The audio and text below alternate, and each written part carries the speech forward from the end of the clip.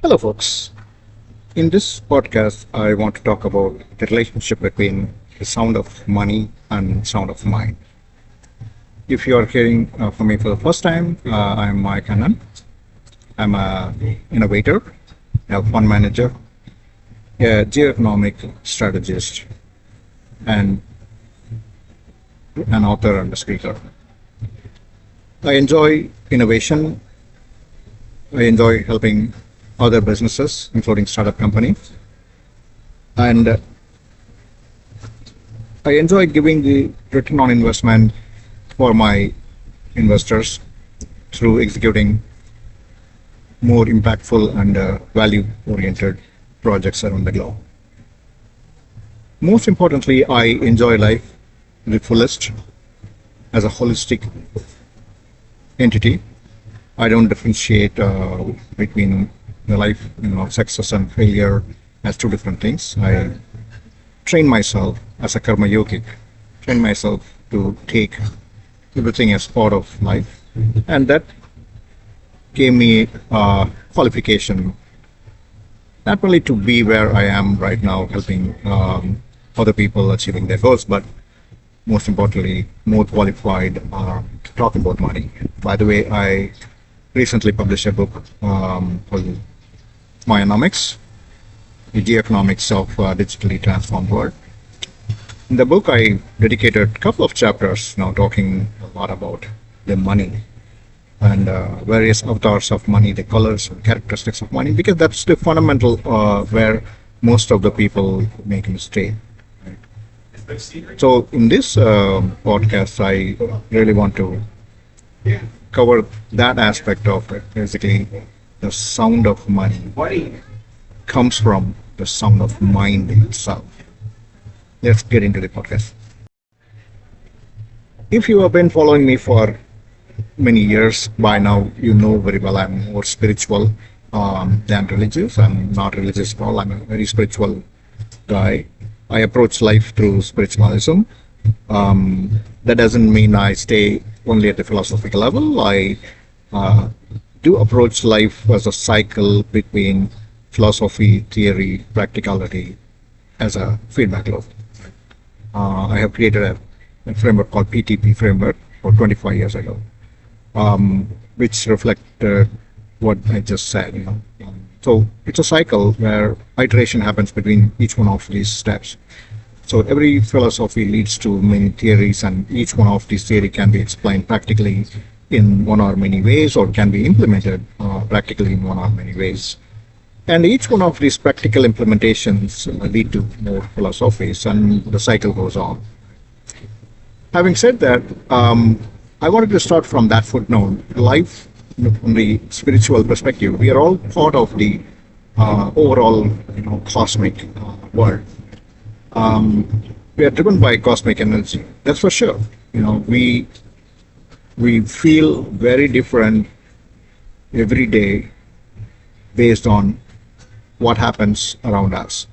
The place that you go, the climatic conditions that we be subject to that particular moment in the particular world, in a specific point of time in the world, changes our mood, right? To put it simply, we are all bipolar.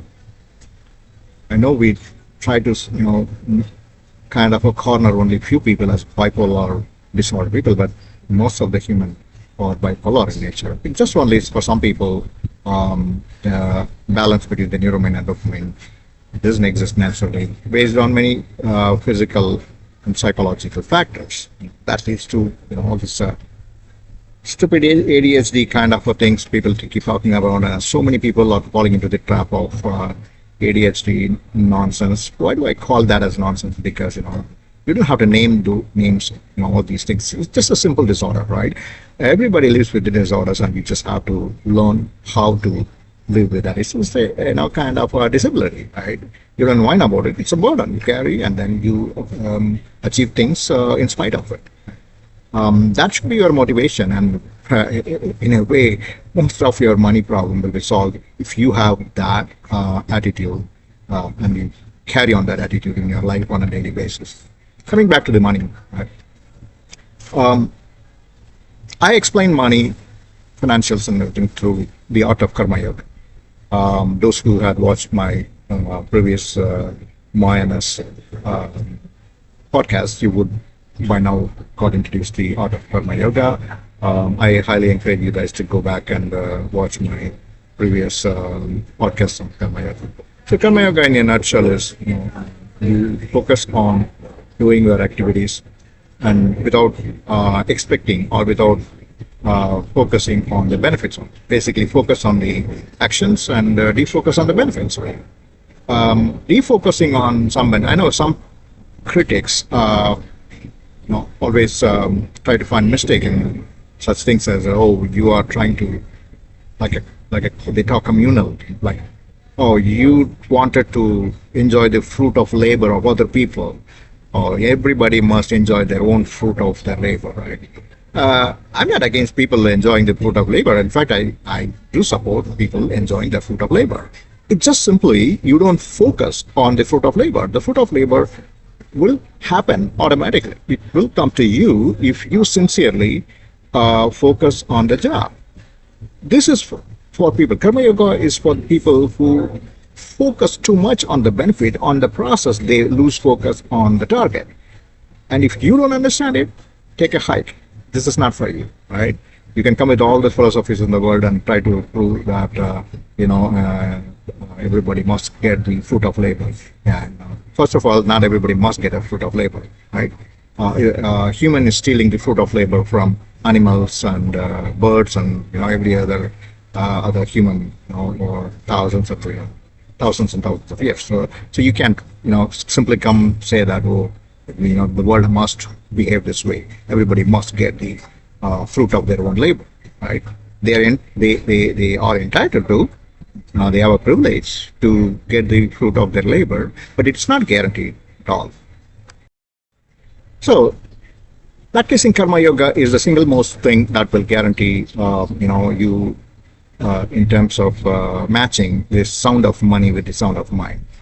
So, the sound of mind is the foundation based on which you will get the quality money. You reach the money, the sound of money.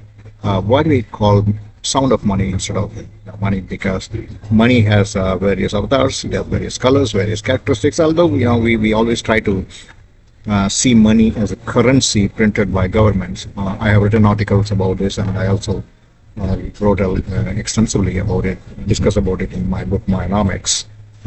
Basically, currency is not equal to money. Currency is printed by governments, that's true. But then currency is a derivative away from money. Of course, it controls money creation, but then money itself is not currency. There are at least 10 different avatars of money, which you can go and read the article that I published about it. I'm planning to, dedicate one podcast episode as well as article for each one of these avatars of money. But money is, coming back to this, money is created in various means, so not necessarily the currency. And then asset is, different from money, and many people get confused between asset and money. Money is not equal to asset as well, right? And in between these days, I promote digital assets like everybody else. I extensively work on tokenized funds and digital assets and ETFs as a not just only as a fund manager, but as a geoeconomic strategist. I help companies, clients in terms of achieving their wealth through taking advantage of the digitally transformed world. If you read my book, My Economics, you will find an extensive guidelines and a strong foundation on how to be successful in the digitally transformed world. So money money has many avatars, and in order to create each one of these money, the soundness of money will determine whether the money is going to stay with you or going to leave, whether it has a transitory behavior or it has a permanent behavior, right? That's why I call sound of money. So based on again how it is been, how you determine this, based on how you achieve it and what are the means by which you achieve it, determines the soundness and the characteristics of the money as well. So usually money is, you make money uh, based on the decisions that you make in life. So every decision you make in life will lead to creation of money and being handed over to you, right? Why I say creation? Because money gets created. Money is not printed as the government prints currency. Money is a derivative that gets created, and based on the various activities that you do, various decisions that you make, various what do you call the karma actions that you undergo on a daily basis. Right? So these colors and characteristics of money are all hidden. So you may end up thinking that the money that you acquire is permanent, but you may quickly realize it's gone out of you. Right? So money has truly different colors. That's the most important thing that you need to understand before even proceeding further. Another major mistake people make is the money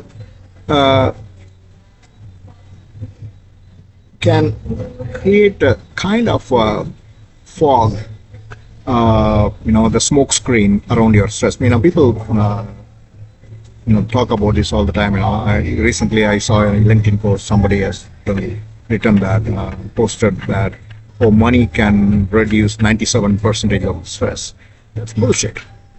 Because stress, money can never relieve the stress at all. It just can create a temporary fog around the stress, but stress, comes as a human, right? Money is not, it's created by human, right? It's not natural phenomenon. I written about this in the very first page of my book, Economics. Money is a human creation, and only human has to go through solving the money problem. So it's just not going to be working. Stress comes. Stress is given to you as a natural phenomenon, right? Money can lead to deprived money can lead to getting you into triggering you into stress, but then money itself cannot be the cure. That's where the art of karma yoga I mentioned about the money is about the decision making, right? You make money on the decision making process on a daily basis, and that decision making involves yes or no for every opportunity dangling in front of you, right? Success is defined. The best definition of success through given to me, luckily to me, by my mentor Zig Ziglar, and that very much embedded in my mind and always helped me in every problem that I face in life. So when opportunity meets preparation, that's where success comes, and that's where money is made. Right? Again, preparation. I know it's stressful. It's without seeing results, you have to continue to keep preparing. As a human, you always will be stressed too much that you need to see success quickly, right? I understand it, but then you need to resist, trying to see a fake kind of a success in life. Wait for a genuine success with good quality characteristics. That will lead to soundness of money that you apply. Right? So every decision that you make, the yes or no that you make, is going to make the difference. And another aspect of the soundness of money is you need to understand money is like energy. It just can never be in one state. It flows from one state to the other. Right? I say it has a transitory character. So you got to apply very clearly, right? In order to retain, it's in motion. It's a continuum, right? You really need to have the ability to go through this transformation together with your money. That's where why if you think deeply, you will understand it quickly. It's not a rocket science, right? If money is it's been one-time static thing, why people keep losing it, right? Based on a lot of aspects like market condition, the devaluation of currencies, and the trading, and natural disasters. All of these things feedback or contribute to your loss of money. That's where the soundness of money comes in. The more sound your money is, it will be resilient and it will be sustain all these disasters and keep its value very high. Um, Before getting into the soundness of mind, I wanted to give you one more aspect of soundness of money. Um, Most people make mistake while making money. Try to get into they try to own assets. The pride of ownership is one of the most important things that actually become an enemy for soundness of money. The pride of ownership should not drive acquiring an asset. Instead, you should be driven by the value, right, of holding the value. The value may not be native to the money itself. Value can be generated not necessarily inside the money or inside your asset. It could be a kind of a alienating force that acts on the asset. So you got to be very conscious and very cautious about the ownership. Not every ownership is going to lead you to have a positive characteristics of soundness of money. You own bad assets. You should know the difference between owning a good asset and a bad asset, right? Good investment versus bad investment. Most of the investors make mistakes. Even well-seasoned investors make this mistake of getting into investing in something which by falling in love with the asset, whether it is equity or a piece of the company or commodity or asset, including digital assets. And a lot of people falling in love with stupid assets like Bitcoin. I hate to say even that as an asset because it's not an asset. It's some kind of weird thing which is priced high. So such kind of a pride of ownership would lead always into failure and stress. So you need to be very careful and avoid the investments just based on the pride. The pride of owning things can destroy your balance sheet. Okay, let's get into the soundness of mind, which is the fundamental to gain the sound mind. Right? Number one is the sense of destiny and purpose in life.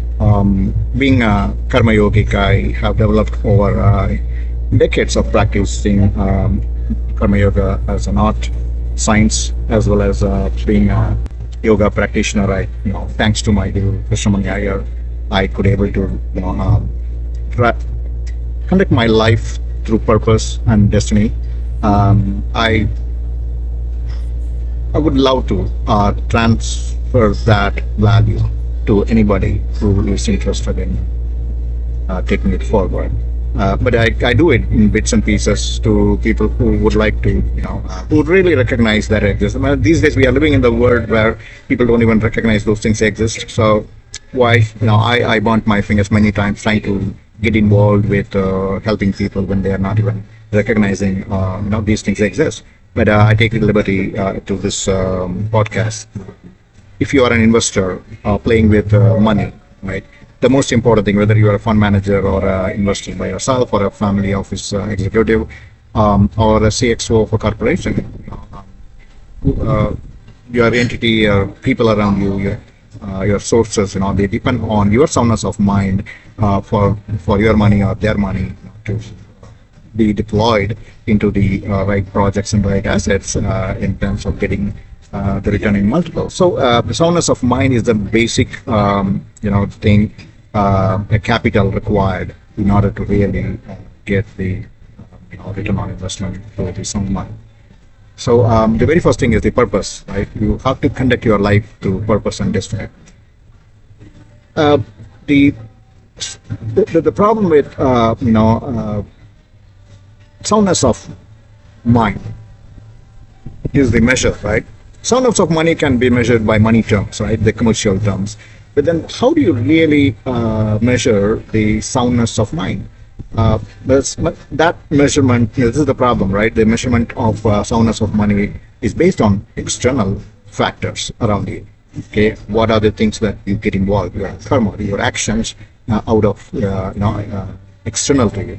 That's the most important thing you should understand, and you should conduct yourself in each and every activity through integrity, with a purpose, and recognizing the over 7 billion people live in this planet, and the animals and birds and everybody is part of the ecosystem, and you should not be nuisance to other living and non-living beings. Right? That's a very important thing. That leads to another major characteristic is the guilt-free life is most important thing. To be the sound of mind comes through guilt-free. Everyday basis, you should have guilt-free. That guilt could be based on your own actions, or somebody else is giving you the feeling of guilt. And it's the second case mostly. Right? People try to stamp you for who what they wanted to describe. Everybody lives in story.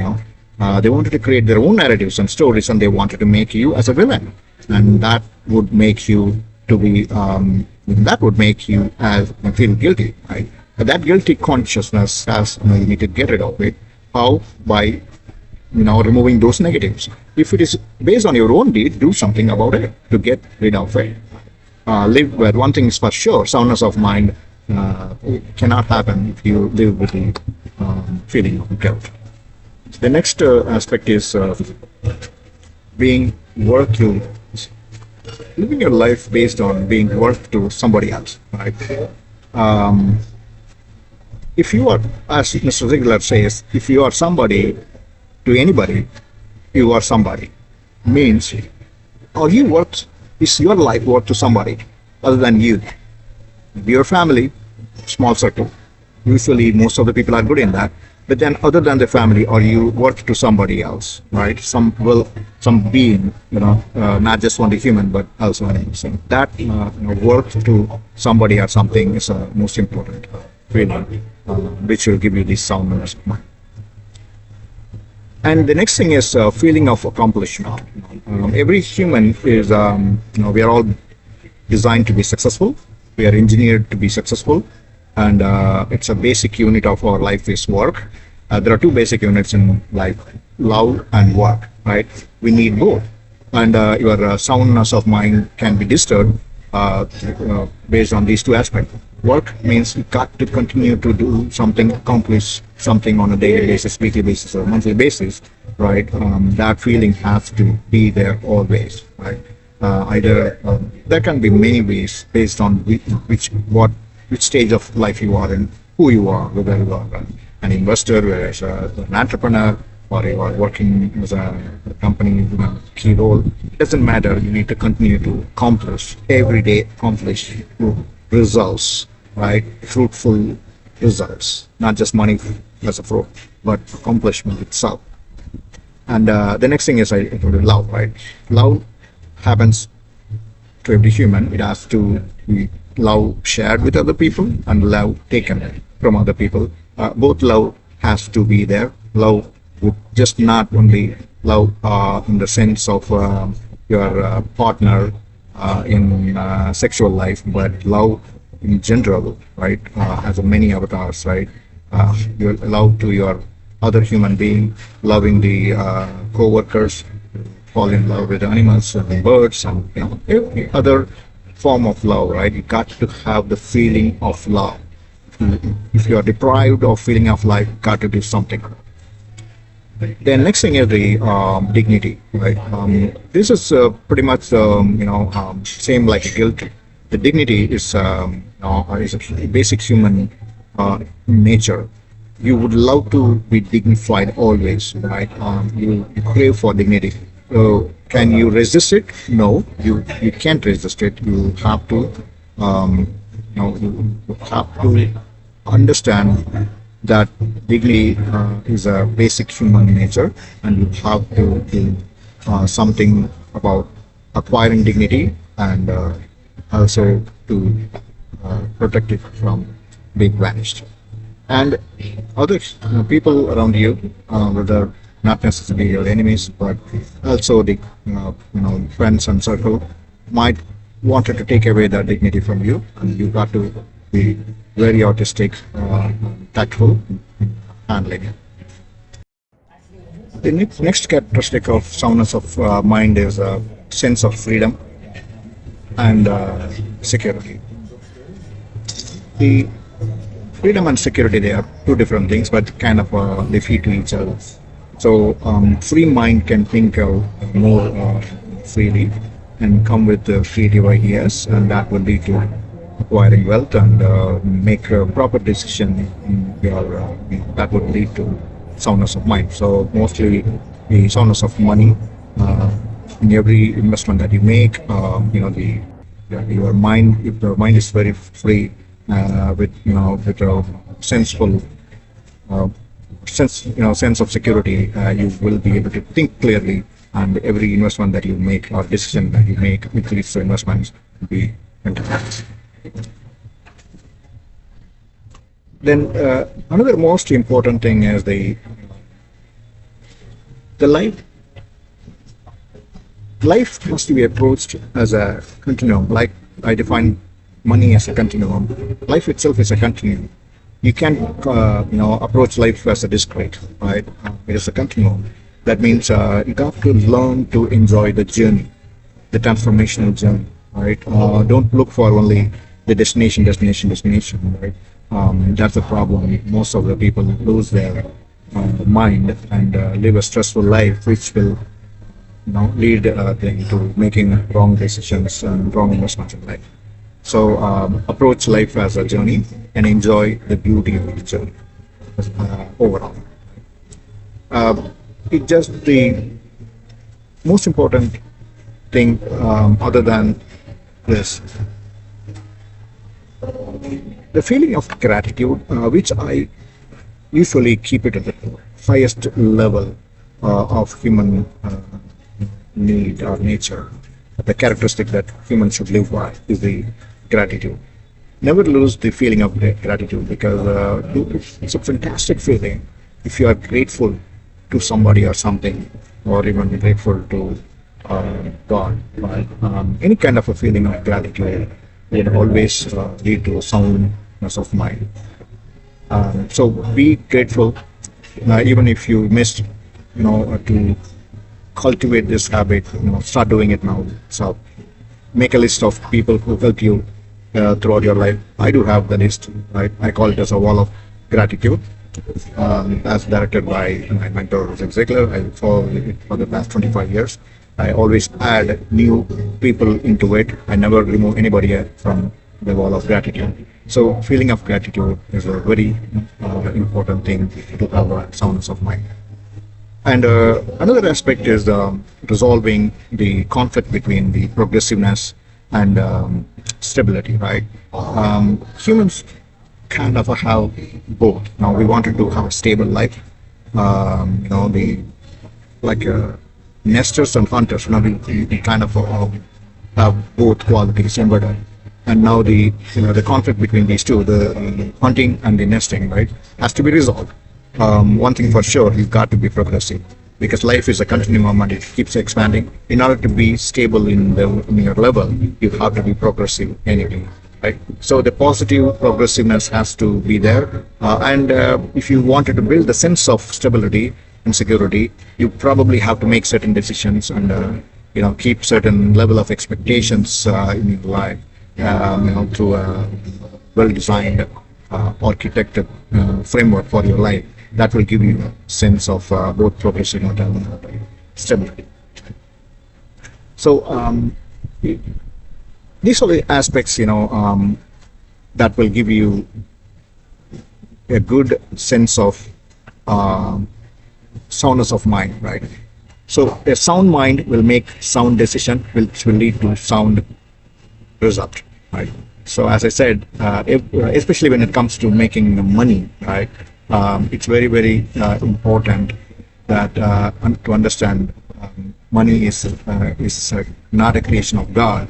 It's a creation of human through its own ego.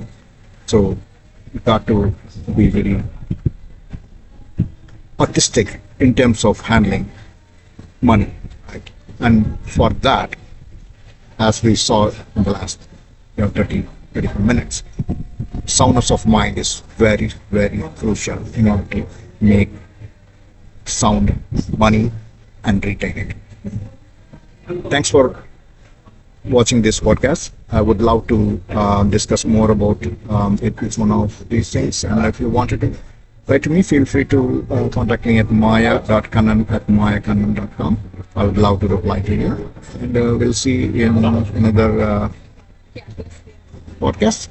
Until then, have a nice day. Bye bye.